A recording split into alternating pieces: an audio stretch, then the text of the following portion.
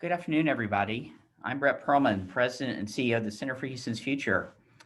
And on behalf of everyone at the Center, welcome to the 2021 annual meeting. As all of you have experienced, 2020 has been a year of unprecedented challenges. And one indication of that is that this meeting is being conducted virtually. In more normal times, we would be getting together in person at our annual leadership luncheon, which of course is not being held because of the pandemic. So no rubber chicken this year. Each of you is on your own for lunch. However, we will continue our tradition of celebrating Leadership Day with the Eugene H. Vaughn Civic Leadership Award, and our esteemed speaker and expert on leadership, Rosabeth Moss-Kanter, will be our fireside speaker. But first, though, we'll hear from the Center's board chair, Astley Blair. Astley? Well, thank you, Brett. So welcome everyone to the 2021 annual meeting of the Center for Houston's Future. It's my privilege and pleasure to serve as the board chair. And as such, I want to thank my fellow board members for their hard work and contributions.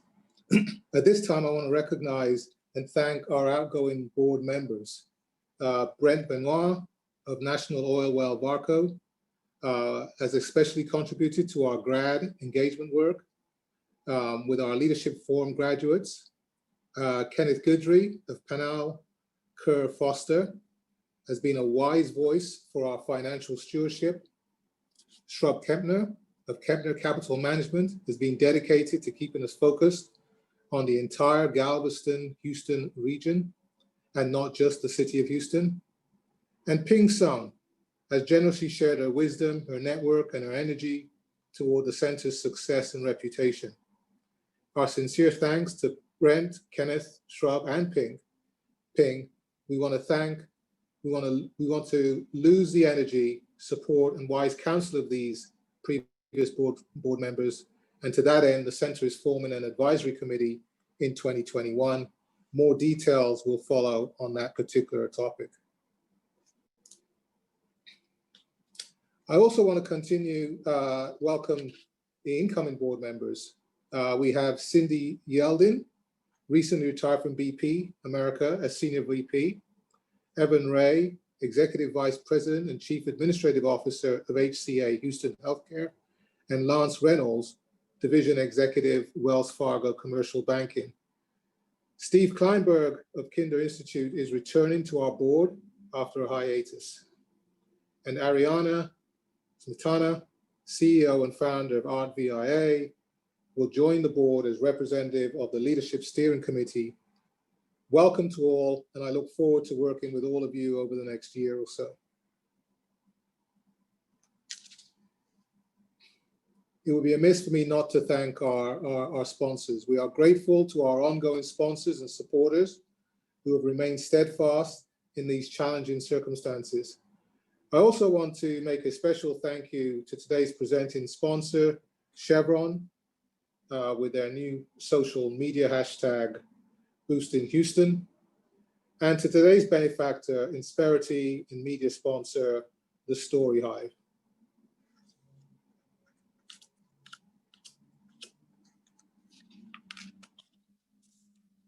As you know, the center reached our 20th anniversary in 2020. We are particularly grateful to the individuals and organizations who stepped up to be part of our Founders Circle.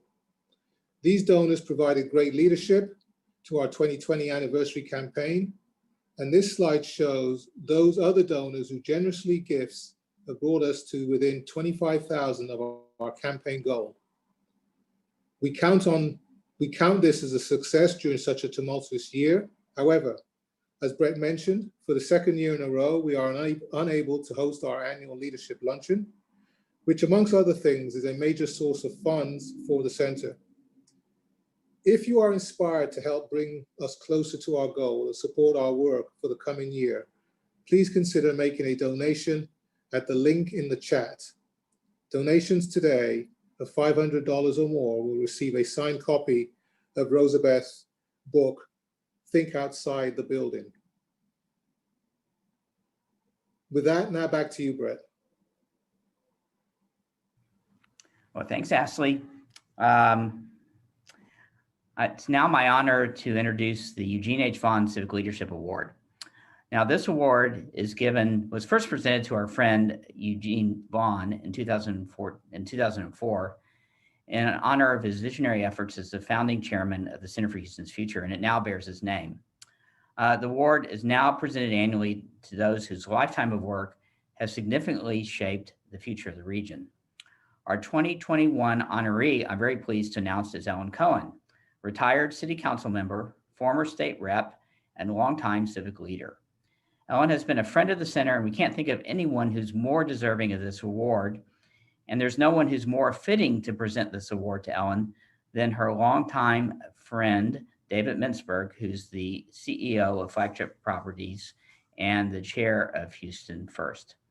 But before we hear from David, we'd like to show you a short video in tribute to Ellen.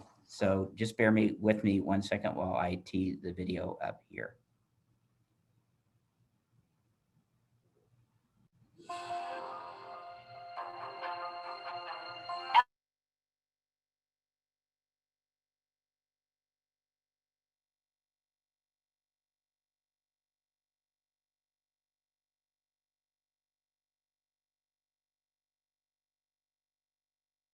Really has a wicked sense of humor. She's always a star wherever she went, including her at the Houston Area Women's Center as the executive director. She's somebody who always makes lemonades out of whatever lemons are handed to her. She turned the trauma of having breast cancer into a forum to be able to help thousands of other people. It's a wonderful trait, and one she demonstrates over and over again. Mayor Pro Tem Cohen had a tremendous ability to patiently listen, to take in, to absorb. Ellen, in her role as working both as a community organizer and leader and active member of our congregation, whatever she touches and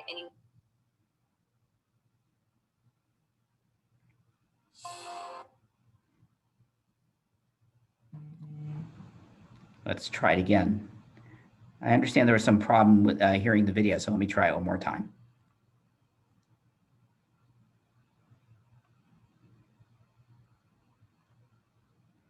Yeah, let's see.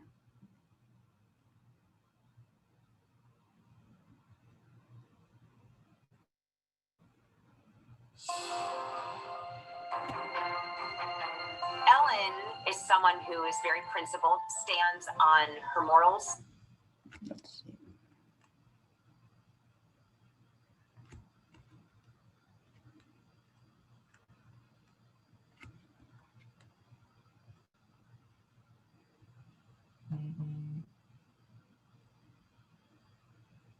Let's see if it's Ellen is someone who is very principled, stands on her morals. Ellen always held her own, but she did it with such dignity and such class. As serious as she was as a leader, she really has a wicked sense of humor. She's always a star wherever she went, including her at the Houston Area Women's Center as the executive director. She's somebody who always makes lemonades out of whatever lemons are handed to her. She turned the trauma of having breast cancer into a forum to be able to help thousands of other people. It's a wonderful trait, and one she demonstrates over and over again. Mayor Pro Tem Cohen had a tremendous ability to patiently listen, to take in, to absorb. Ellen, in her role as working both as a community organizer and leader and active member of our congregation, whatever she touches and engages in, it rises to the level of what she deems as successful. I think that we were able to achieve some legislative success in terms of funding the Violence Against Women's Act at the national level that obviously is saving lives. After a couple of years in the legislature and having lost her seat there, she was approached by a group of business leaders who thought that she would make a great city council member. And she realized that city council was a way to make a real difference in people's lives and the community. She recognized her sense of responsibility and the fact that she was not just representing herself, but she was standing on the shoulders of those women who had come. She is such an influence and truly values all the work that she's done, and I believe will continue to do well into her years. And I don't even want to speak of Ellen as if it's the past. There's still a lot of fight and a lot of passion and a lot of service in her.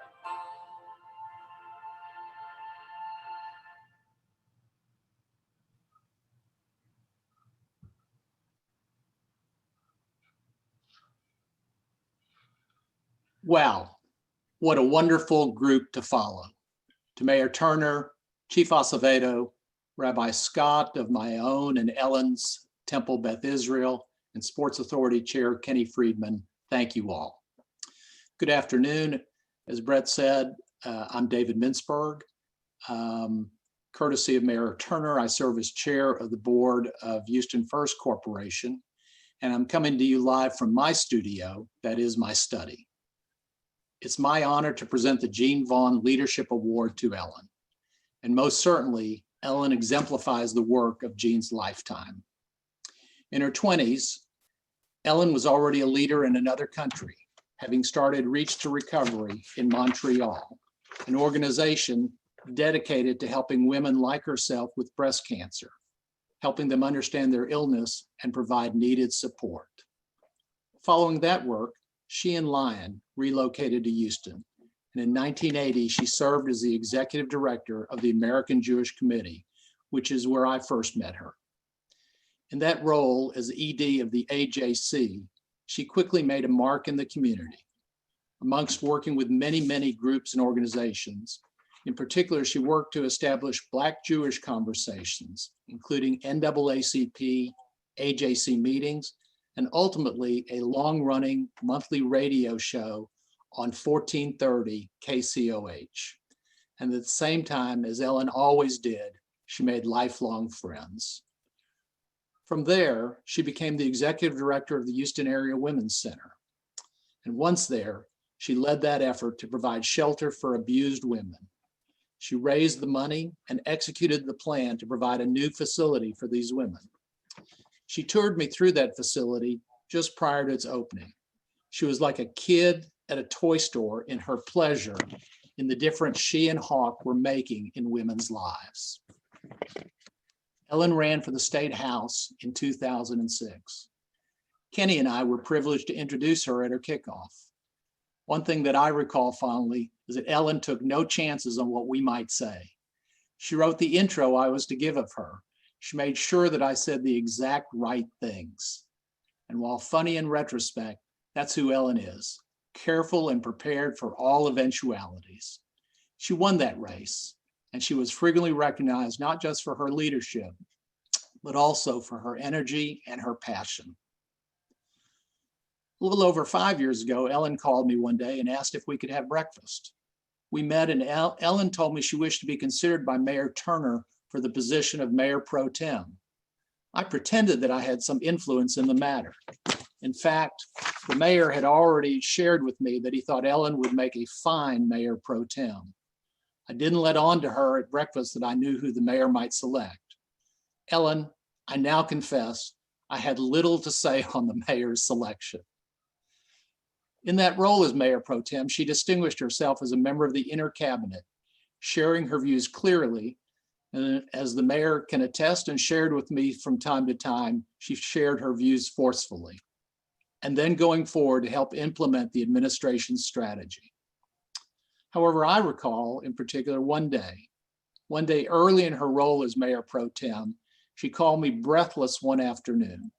Seems the mayor had gone out of town for the first time, and she all of a sudden realized she was mayor for the day. Ellen assured me that if we were invaded by Galvestonians, she would lead the charge to repel them. I told her I'd be sure to relay that important news to Mayor Turner.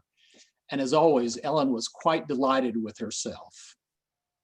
Once again, Ellen always mixed her leadership with self-deprecation and a healthy dose of humor. Ellen, I count myself in a large group that stands in your admiration, and in admiration of your devotion to service. Ellen has a long-standing passion for her community. On behalf of the Center for Houston's Future, to my very dear friend, Ellen Cohen, I present to you the Jean Vaughn Award for Leadership. Oh, oh, oh. Thank you, David. Once I saw the color of this box, I knew there was going to be something terrific. And in fact, there is a fabulous vase. So thank you very, very much. And thank you for those extremely kind words and for all your hard work as chair of the Houston First Corporation. I'm honored to receive the award and equally honored to have it presented to me by you. And many thanks to Mayor Turner, Chief Acevedo, Rabbi Scott, and Sports Authority Board Chair Kenny Friedman for your touching remarks and for your years of friendship. Being honored amongst previous recipients, including Ben Love, James Baker, Reverend Lawson, Ann Kaufman, and others, surpasses anything I could have imagined back in 1977, when my late husband, Lion, and I, and our two children, Marcy and Eric, arrived in Houston. Since then, I've tried to follow my passion, my heart, if you will. Houston welcomed and accepted us for who we were, not for our family history or our financial status, but because we were willing to work hard and honor our word. Receiving the Jean Vaughn Award, named for a man who exemplifies leadership, compassion, and kindness, touches me deeply. I've admired Jean for many years and marveled at how he answered the call from Ned Holmes, who was chair of the Greater Houston Partnership, to take the Center for Houston's Future to where it needed to be. And Jean has done so much more, as of course has the Center for Houston's Future. Recently, Jean was elected to the 2020 Vanderbilt Student Media Hall of Fame, honoring alumni who have made distinguished and lasting contributions to society in general. Congratulations, Jean. Houston has been very kind to me, and I've tried to say thank you in the best way I know how, by welcoming others to this spectacular city. And now to be presented with the Jean Vaughn Award is a truly humbling moment. I wish we were all together in person so I could give Jean a big hug. But for now, please accept my deepest gratitude, and above all, everyone, stay well. Thank you. Lovely, very lovely. Well, thank you, David and Ellen. That was really wonderful. And Ellen, congratulations for just a very well deserved award and for being our honoree this year. I wanted to spend a few minutes just briefly summarizing the work we've undertaken this year and where we're headed. So if I could get the slides up.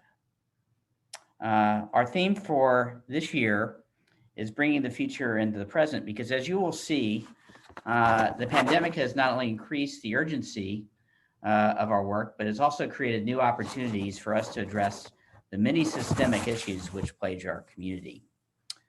For those of you who don't know us, the Center for Houston's Future brings together business, government, and community stakeholders to engage in fact-based strategic planning and collaboration on issues of great importance for the Houston region. And much has been written and will be written about what the pandemic means, but I think the journalist Fareed Zakaria got it right when he recently wrote that this ugly pandemic has opened up a path to a new world. So what are some of the lessons that might lead us to this new world? Here are 5 of them that I'm taking away. It's given us a sense of urgency. It's given us the idea that we need to focus on social justice. It's given us this idea of innovation, that crises create opportunities to accelerate change. It's given us the need for transparency, to be informed by data. And finally, it's given us the idea of collaboration, that collaborative solutions implemented at the local and regional level are are keys to success. So the center's work this year is going to focus on learning these lessons, and to borrow an idea from our friend Stephen Kleinberg, to bring Houston's future into the present, because as Peter Drucker has said, the best way to predict the future is to create it. So how is this going to play out in our work? The center has already been working to lead Houston to become a low carbon energy capital with our report last year. And this year we'll continue to catalyze the creation of a low carbon energy hub and an integrated low carbon energy innovation ecosystem. Our healthcare work has focused on the paradox that we live in a community with the world's largest medical center, but have the largest number of uninsured residents in the community. We're going to work to address this problem. In immigration, we're going to continue to focus on the fact that immigration is the key to our economic future, and we'll continue to work to explain that economic growth and immigration go hand in hand. In leadership, we're working on a vision of inclusive leadership in our leadership forum. Please continue to join us in this journey. Now, we've been recognized in the media for our thought leadership this year, and will continue to create thought-provoking ideas throughout the year. Stay tuned for the upcoming release of our work on the impact of energy prices on the state's fiscal health and on public education. And finally, we could not do this work without the help of our partners who are listed here.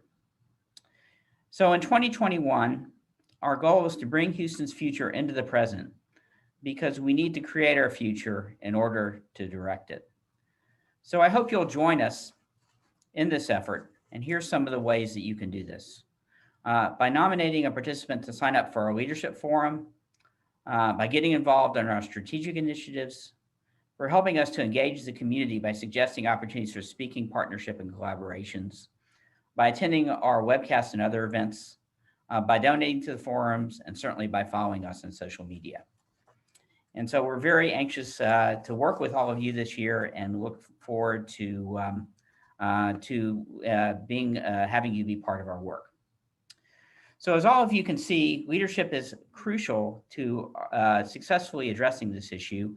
And I'm very pleased to really have two friends and colleagues to share some thoughts with, share their thoughts today. Rosabeth Moss Kanter is the Ernest L.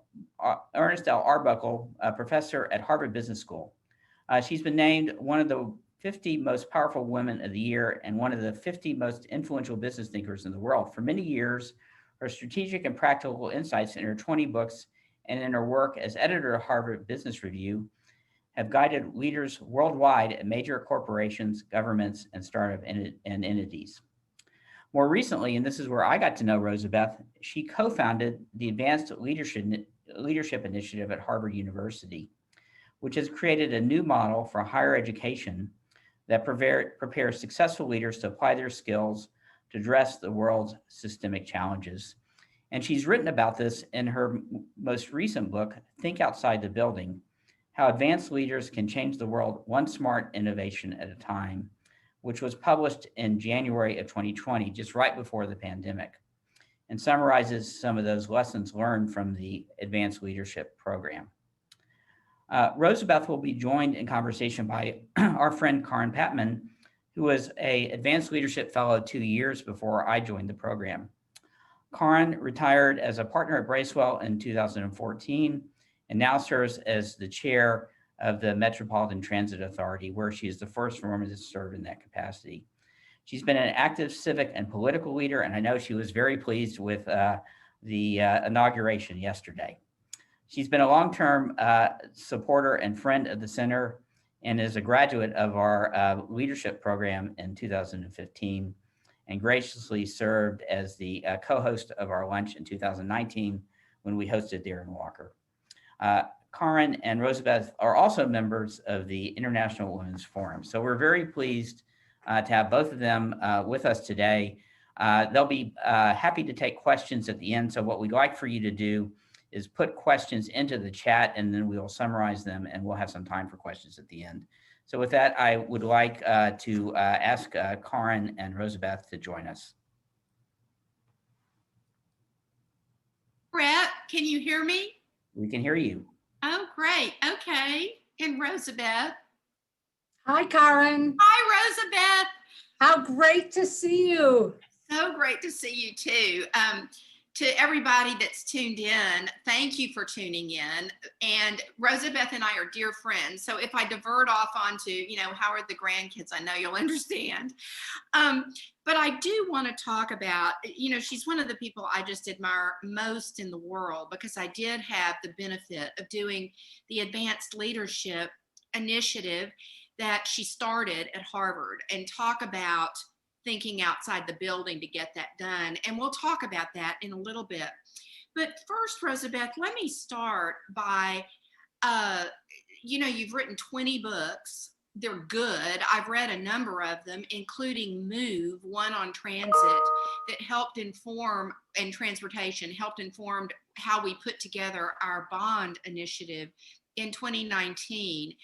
And let me ask you, after 20 books, why this topic now?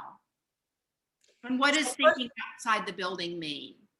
First of all, Karen, let me thank you. Let me also thank Brett. Hi, Brett. Great to see you, heading a fantastic organization. Congratulations, Ellen. Fantastic tributes. Nice to hear from Ashley and David. Houston is in my past a little bit, I should say. It's a great city with great civic leadership. Many years ago, Joe Jaworski founded the American Leadership Forum, and I was on his board early on. So there I was, flying to Houston to talk about a pioneering effort to build more leaders to do the work of society. And that is what I think we need at right this moment. I mean, we are at the cusp of despair and hope. We have huge problems, and we've known about those problems for a while. They're not new, even though they seem to hit ferociously during 2020, the year that everybody wanted canceled. And here we are in 2021, still facing many of those things. So we know that we have these problems, but they don't get solved. And I'm getting to think outside the building. They don't get solved with the same old people thinking the same old way, doing the same old things, or else we would have solved them a long time ago, 50 years ago, in terms of racial justice, pandemics.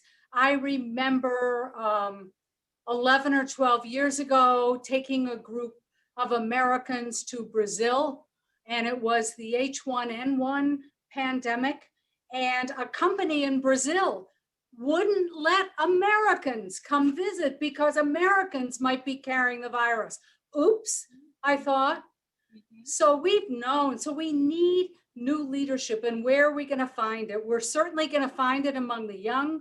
We're going to find it among companies that are now taking on social causes as a core part of their mission. And we're going to find it in people whose children are grown, who have great values, have time, have experience, and can make a difference in the world. So when I say think outside the building, I don't mean, that you have to stay home and work, and therefore you can never go outside, or you could only see your friends and colleagues outside. I mean it metaphorically. The buildings are the structures that confine us. And often those structures were laid down, sometimes in farther back than the last century, which is now only 20 years behind us. They were laid down a long time ago. And unless we start rethinking the structures and the assumptions in those structures, I heard Brett say, and it was in one of the fabulous reports on healthcare, that Houston has all these great resources, and yet it's limited in access. And it doesn't have enough internships for all the people who go to medical school in Houston. Well, do you just keep trying harder? Or do you rethink things like access? Do you make supermarkets and drug chains adjuncts to the healthcare system? Barbershops are a We're great going to talk about that, Ray Jetson. Yes, exactly. Ray Jetson. They're a great way to get, say, African-American men who don't trust the healthcare system, get some screenings. We should train barbers to be adjunct health workers. Besides all the talent that's out there, right now we should be using retired doctors like crazy. For the pandemic, we've got a wealth of resources, but yet we have are confined by the structure. So that's what I meant. And this is just one more step in what I've been writing and thinking about for a long time, which is more and better leadership that can improve the state of the world and solve problems so that we all enjoy a higher quality of life and greater prosperity. Well, and that really does help sum it up. I loved in your book, and I really do encourage everybody to read it. It's fun and it's so inspiring. And we'll talk about some of the case studies in it in a little bit. But Rosabeth talks in the book about being at too many dinners with fine wines, WHINES, of everybody sitting around complaining that the same old problems are existing. And what we all really need to do is move away from fine wines and get in the fray and help solve them. Now, let's say you want to bring an outside the building approach to a problem, like say the pandemic or healthcare, and there may be examples like food deserts. We also have those in Houston. Or how do you go about doing it as a practical matter? Because clearly, essentially, one of the key things that you're saying is you have to have a holistic view that brings together all the actors as opposed to everyone staying in their own silo. That's been one of your themes, and I'm probably not paraphrasing it as eloquently as you would, but can you explain more how you actually think outside the building?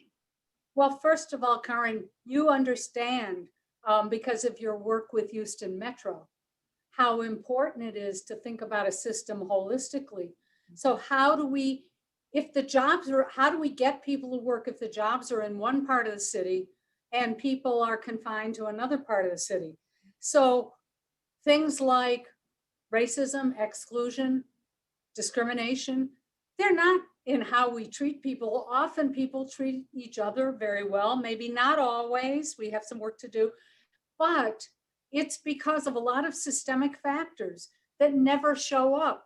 And everybody goes to work, they wear the same outfit, they try to appear to be the same, but actually they go home to very different environments often, and they're all subject to different parts of the system. So some of the issues are really very big to fix all by yourself. I mean, transit, we don't fix without bond issues. But there are lots of other things that one can start wherever you are. And it was inspiring on the inaugural videos to see these 11-year-olds who decided people needed food. They were going to collect food and deliver it to them. Now that by itself doesn't change the system, but it gets people started. And I loved you using my fine wines, because what happens if all you do is complain, you get more and more depressed. And what we need is what I call the optimism of activism. Just do something. Any action is better than none. You get started and you learn because of that. And it may not be the total answer, but you learn a field, a territory, you see what the needs are, you let the ideas simmer for a while, you find colleagues who are interested in the same thing, you see who else is doing it and why they haven't done it. And it's possible to start amazing things just as individuals. There's a couple that you know well in Washington, D.C., 2 lawyers, very accomplished lawyers who decided they could solve the Syrian refugee crisis. Well, that's got a lot of, shall we say, in honor of Ellen Cohen, chutzpah associated with it. That's got a lot of hubris. That has people thinking about really big problems. How could just individuals solve those big problems? But they are. They came up with a new solution. They began to see how much talent there is among Syrian refugees that many of those in the camp who look very, very poor are not poor in skills. Many were accomplished professionals in many different fields. And if they could match accomplished professionals with employers needing those skills and convince governments to let the people in. So they did have a State Department grant in the beginning, but for 4 years that went away. Australia, Canada, they have an entirely new pipeline. It's not humanitarian giving, which is still important, but it's an employment pathway. It's like an Uber for refugees where you're matching skills with needs. That's a great idea. And 2 people could start that and grow it, and they're now up for a really big prize, and it's growing dramatically. Oh, I'm so excited to hear that about the prize. Mary Louise and Bruce Cohen are who Rosabeth's talking about, and they were in we're going to talk about the program because you talk about thinking outside the building. The Advanced Leadership Initiative literally had to do that with all the different buildings at Harvard. But Mary Louise and Bruce, were verging toward retirement. She was a very successful Key Tom lawyer in Washington. Bruce had worked on the Hill for many years. After graduating from Stanford, he worked for Patrick Leahy for many years and was kind of the guy on judicial appointments, just a brilliant couple of people. And they've actually pulled this off when they started saying, this is what we're going to do. We're going to match Syrian refugees with professional skills, with jobs somewhere else in the globe where they can relocate their families and have a wonderful life. It sounds impossible, and they've done it. They've done it. It's just amazing. And that's just one of many examples of people that frankly have gone through. Many of you in the room have taken on very, very tough challenges. So I'm not saying that the Harvard program is necessary to have all the ideas, but it is a good incubator. And we're going to talk about some of the other examples of how you do this. Talk about Doug Rao at Open Table. No, it's Daily Table. Daily Table, happy to do it. And by the way, I should say that this is not just a journey for people at later stages of their career, it's also starting out.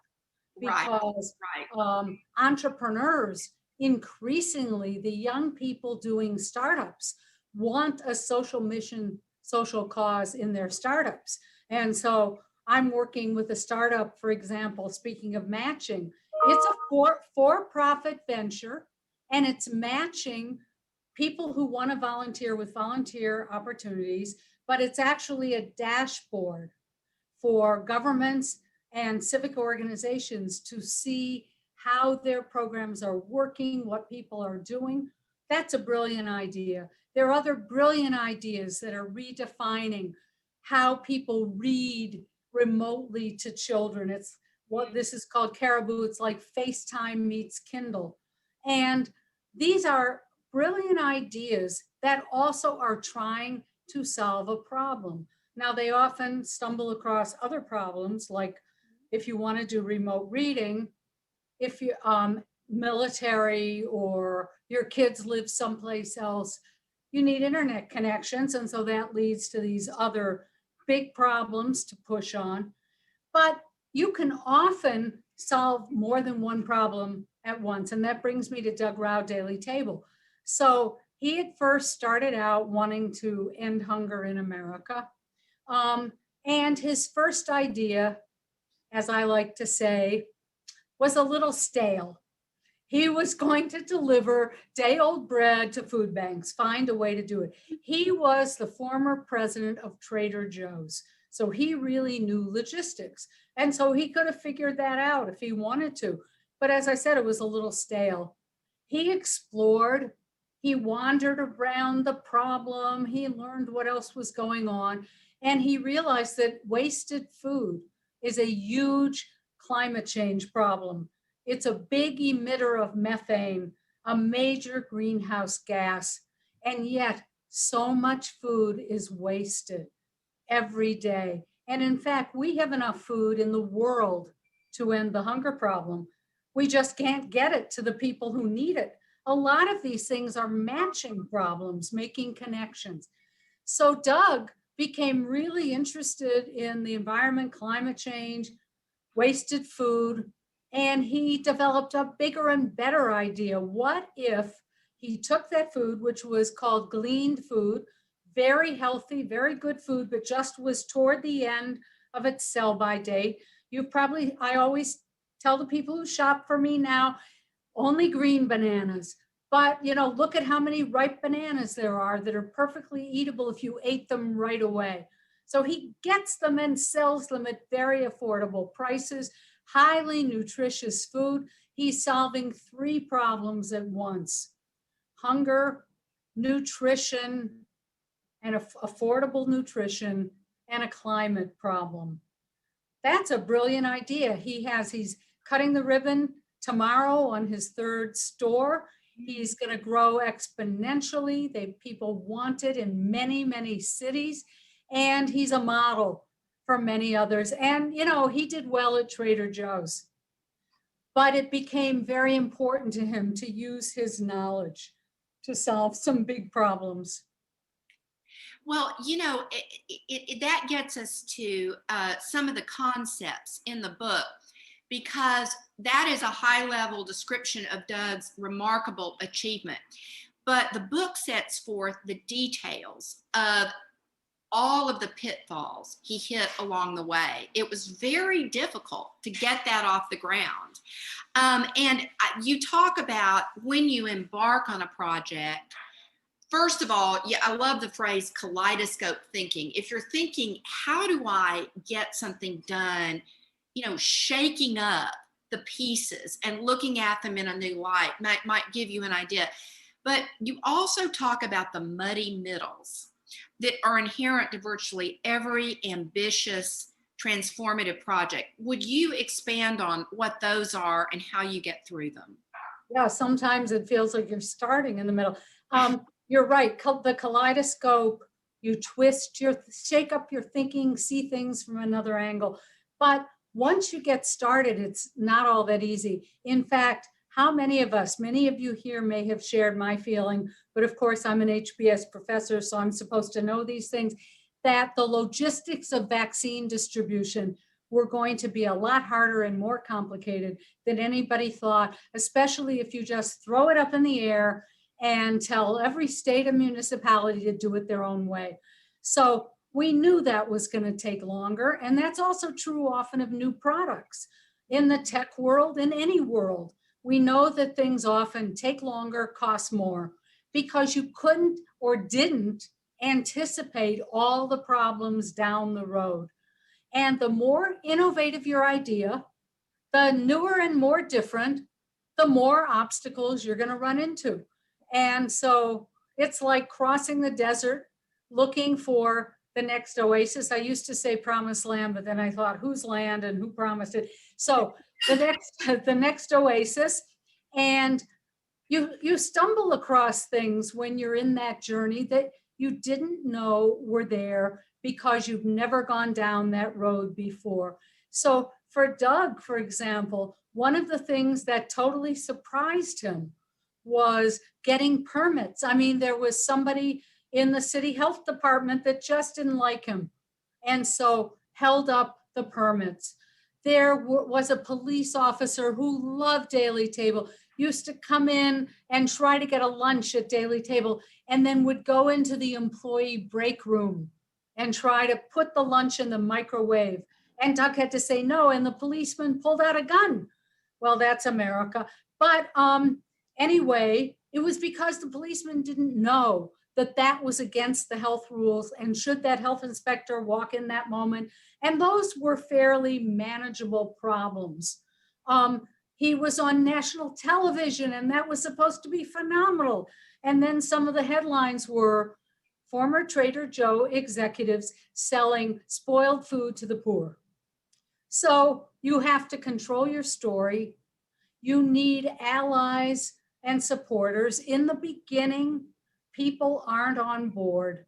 And so the coalition building, getting the collaboration, getting people to work with you is actually the hardest part of the challenge. You need a great idea, but there are lots of great ideas out there Michael Dell had a great idea. I'm using his great idea now, but he had to drop out of medical school. It took a long time to get the company off the ground, and it still has to evolve all the time. So to do that, you know, we have this old African proverb, it takes a village. It takes a village to raise a child. I say it takes more than a village. It takes a cross-sector, multi-stakeholder coalition, which doesn't exactly roll off the tongue, but in fact, that's what it takes. And so it's exciting also to talk here today with civic leaders who understand, they partner with government, they partner with business. And by the way, that's how we're going to get out of the pandemic. I just told yesterday a person who's going to take over from our mayor, Marty Walsh, who's going to become Secretary of Labor. We think that she wants to know what to do because she's got to deal with a pandemic. I said, don't do it yourself. First of all, go to the neighboring jurisdictions, develop plans together. People cross those boundaries all the time. I said, go to employers, big employers, develop a plan with them. We don't succeed in our own silo. We succeed by the ways we reach out and collaborate. Well, and that is a perfect segue. And there's so much I want to talk about, and we need to leave time for questions because there's so many examples in the book. Doug Rauch is one of many. What Bruce and Mary Louise had pulled off, just it's so inspiring to read these stories and how they did it in the face of all sorts of obstacles. Doug Rauch at one point had to deal with the IRS that because non-poor people were buying the food, they said, well, you don't really get a tax break, but you can read all about how he surmounted that. But let me ask you about the Harvard program, because that really is an excellent example of thinking outside the building, working across silos. It's called the Advanced Leadership Initiative, everybody. And it's for people that are on the verge of retirement to retrain the skills that you've developed professionally to go into solving all of these problems. And I went through it, Brett went through it. It's just a magnificent program. It was life-changing.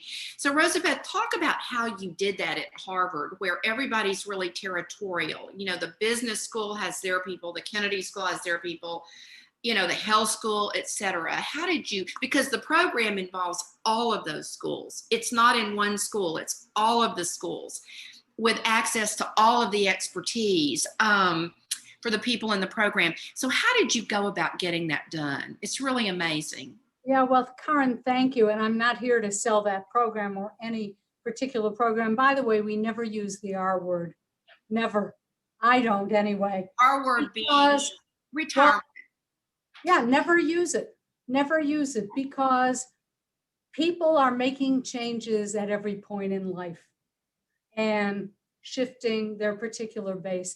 But yeah, I mean, I feel, first of all my life, I also do a lot of work on merger integration, hostile takeovers. I did a column on what President Biden could learn from hostile takeovers about uniting. And it's that kind of thing we had to do in our own little micro way in Harvard, every tub on its own bottom, lots of silos.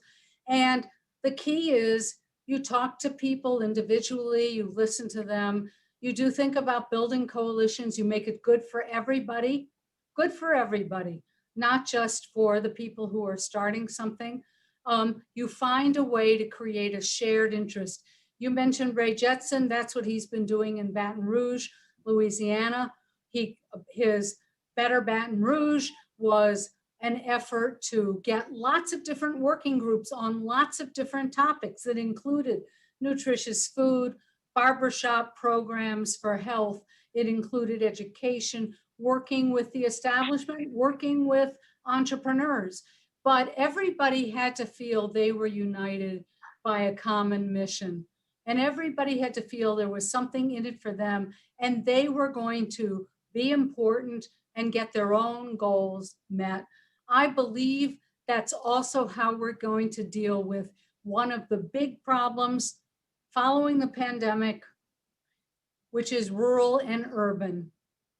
cooperation and understanding. Yeah. We have to figure out how to find common interests, how to connect people, sometimes via communication and transportation, via mutual understanding.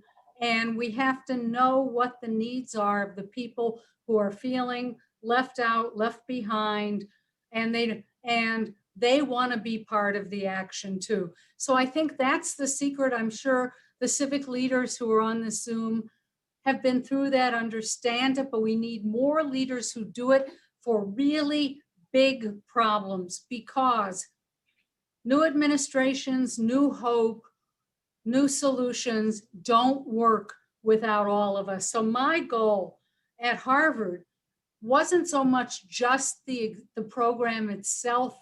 It was to start mobilizing new leadership forces that wanted to take action.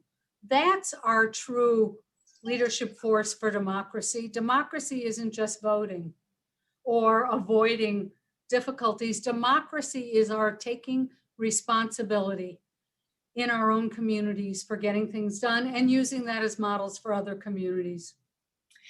Well, it's an amazing thing that you've done up there, because it is a program that, and I know you're not here to sell it. I'll sell it because it was transformative for my life, but it's a program that managed to, Rosabeth, well, she would never say this, but let me say it. In my opinion, she virtually single-handedly broke down those walls and put it together and made it really established. How many people have gone through the program now? Probably around 600, but the multiplier effect is in the millions Of because course. of what they've done. But it was truly a group effort, as anything is. And that's one sign. That's what we should look for in all of our leaders.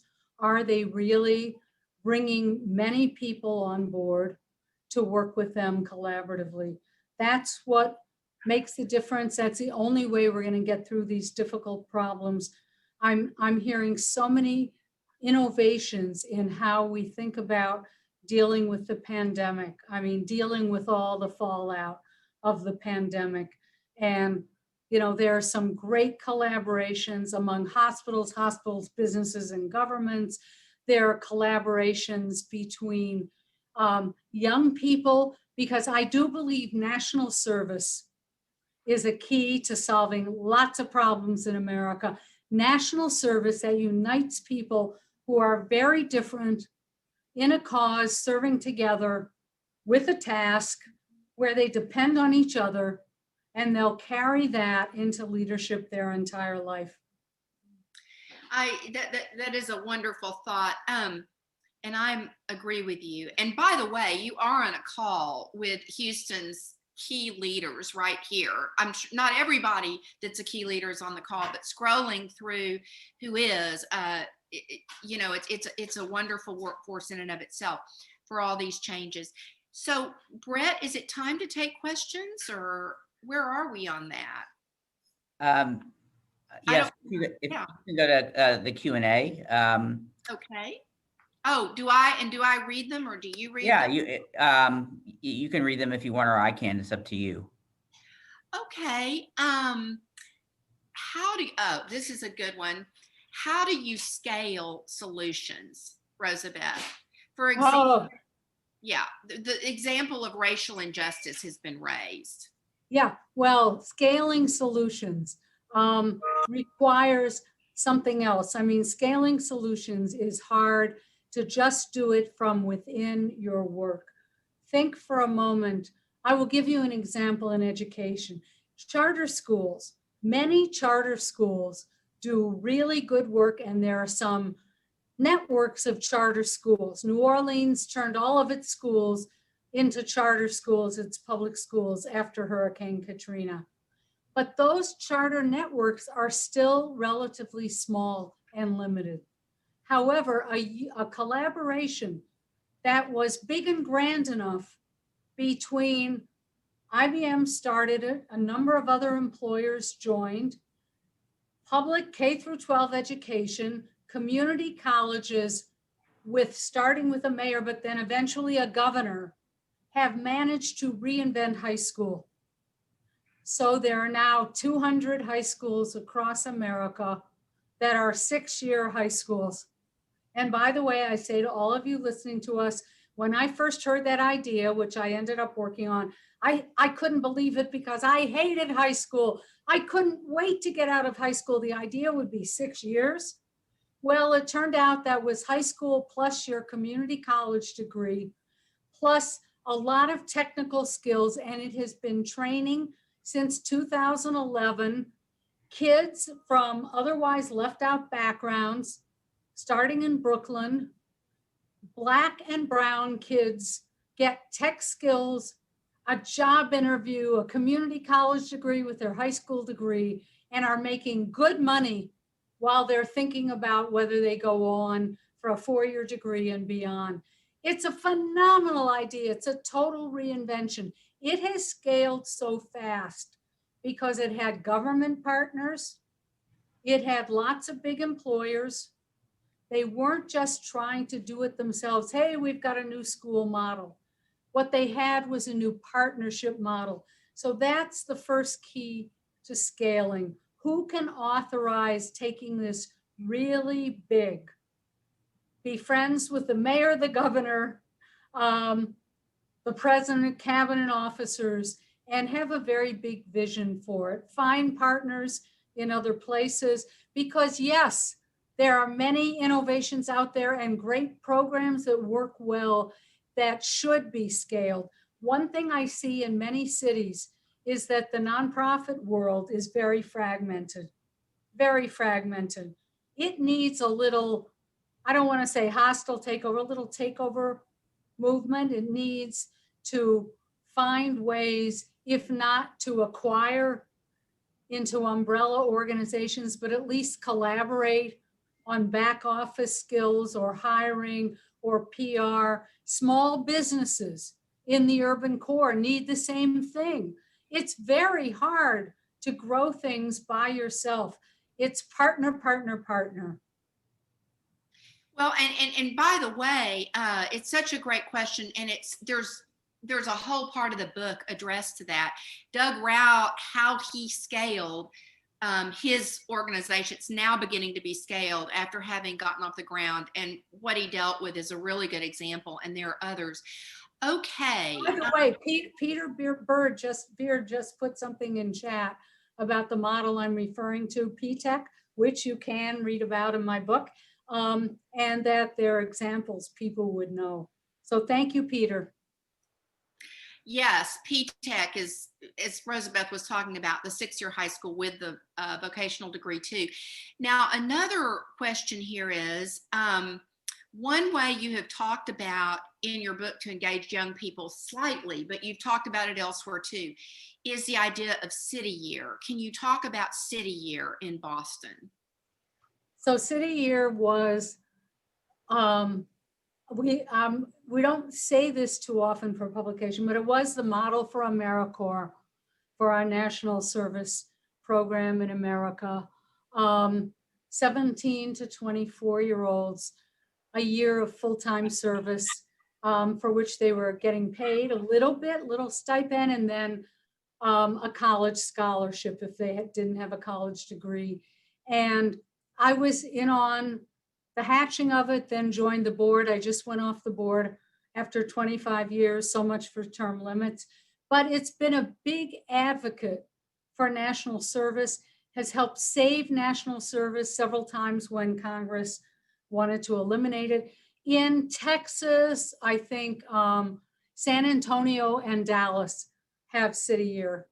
And now cities sort of have to fight to bring it. And it's now totally dedicated to supporting at-risk students in at-risk schools with core members who supplement what teachers do. And it's really phenomenal. And it had founders who devoted their life to it. They were 2 Harvard Law School graduates. They devoted their life to this.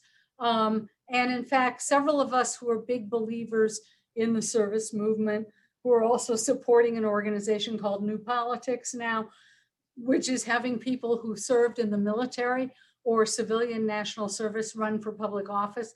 And we have an op-ed in USA Today yesterday, which is kind of nice, about servant leaders and servant leadership and how important that is, that people get a chance to serve so that then they can serve later in other capacities, including in public office.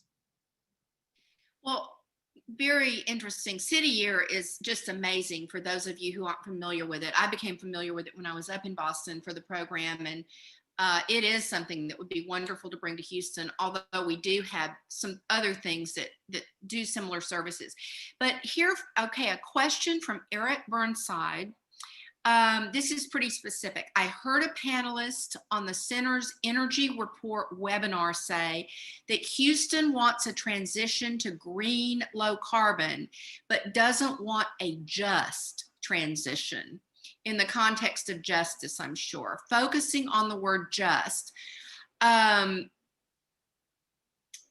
Why don't we want a just transition if social justice is a big part of moving forward? Now, this may be a Houston specific question. So I'm wondering, but if you have any thoughts on integrating justice into all of these projects, and how you make sure, I mean, one of the points I think you're making in terms of involving all the dimensions of a program is making sure there's justice. And it goes along with the concept of the fact that you've talked about how racial justice, you know, communities of color are so much adversely impacted by all of these detrimental effects, from the pandemic to healthcare services, et cetera. Do you want to add to that or go on to the next question? You know, I certainly can't answer that question because I don't know. I believe Eric believes it. I don't know whether it's actually true of the people who are leading that. I think we will see in the next few years more emphasis, and not simply coming from the federal government, but more emphasis from companies, from employers on measuring equity. DEI is our new buzz initials, diversity, equity, and inclusion. And major corporations are jumping on that, and they're going to measure it. And if you have metrics and you measure for every program, for every policy, for every issues, you have a scorecard. You can say, how is that going to affect various segments of our community? And is it going to advance the cause or not? That's one of the ways you get things done, is metrics, accountability, very important in the change process. Another person asked that, well, it's from the Center for Houston's Future, which, as you know from your knowledge of Brett's work, takes our really intractable problems in Houston and analyzes them and researches them and tries to find solutions. It says, Center for Houston's Future trains civic leaders to think about systemic problems, and similar to American Leadership Forum, we find that when people leave, they often revert to their buildings. How do we keep that energy going? Keep them connected. Keep them connected and make everybody an ambassador back into their building. And, you know, this is, again, it's part of the entrepreneurial startup ecosystem. In Miami, there's a couple of women who are doing some really great things for entrepreneurship. One has a green incubator for green businesses that happens to be situated in a fairly poor, almost all Black community. And she worked with some people in government to help that area be designated a green corridor. She put her incubator accelerator there, and the startups are amazing. They include things you've probably seen. I mean, we're not eating together. Brett, you owe me a lunch. We're not eating together, but you probably know the compostable utensils, disposable and also compostable utensils. Well, that's coming out of her green incubator. So we should harness the entrepreneurial zeal of all the people who want to start businesses They want to make a lot of money. Okay, good. As long as they're also doing things that are going to include other people and build a vision of a future that's going to have positive benefits rather than negative ones. So I think it's exciting. I think you probably have a lot of that already going on in Houston. I think the next report should probably be about the entrepreneurial ecosystem, especially as we know that small businesses are hardest hit in the pandemic. And we know that those great sponsors, thank you sponsors of Center for Houston's Future tend to be very big companies, but they rely on small companies too, as their suppliers, as their service workers, and so forth. So what's the state of the entrepreneurial ecosystem? And let's get people making that ecosystem as inclusive as possible, because we don't want to lose a single idea. We want Latinx and Black and Muslim entrepreneurs right there along with the techies. In fact, they're probably techies too. Well, and you know, we're lucky because the folks on the call and the folks involved with the center are very, very receptive to all of this. And you may have created a new advanced leader workforce today out of this luncheon. I love the adage that you quote in your book that says, it takes as much energy to dream small as to dream big. So you might as well dream big. And that's a very motivational exhortation.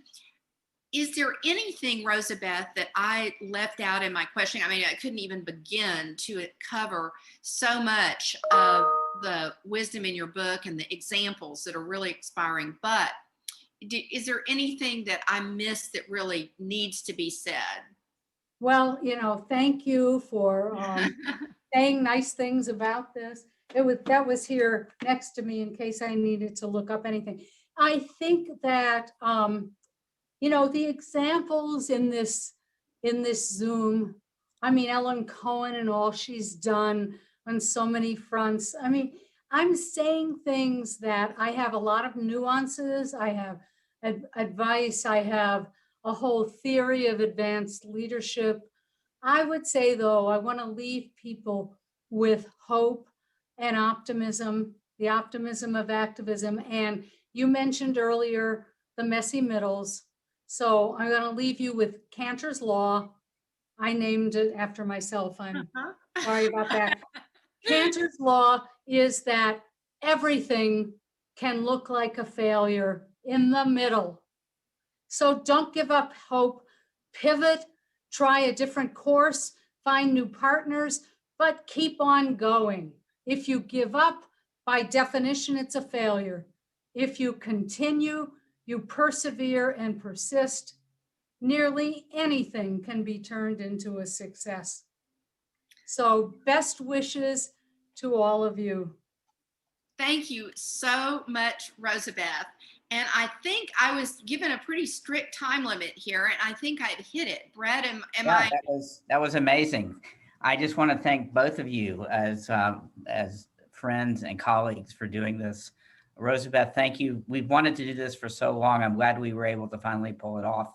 We were supposed to do it last May and the pandemic got in the way, but I'm glad we finally had the opportunity. And your message is such an important one for us, given everything that we've been through. So thank you for being with us. And we do have a few copies of your book, by the way, that we're going to distribute. So thank you so much for signing all of them. And we will be sending them out to folks on the webcast today. So thank you for being with us, and such a wonderful message of optimism and activism. That's really what the center is about. So thank you so much for sharing it. And Karin, thank you so much for being part of. Well, thank you for including me. This was really fun. And thank you to David and Ellen.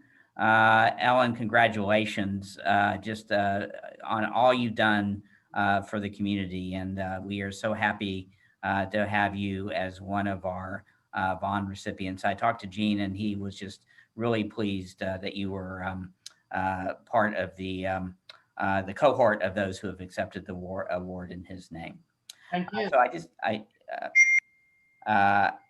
just wanted to really thank everyone who's been on the webcast today. We're grateful for all your support, and we really invite you to join us this year in our theme of bringing the future into the present. And as we indicated, there's a number of ways you can get involved, as we're showing here.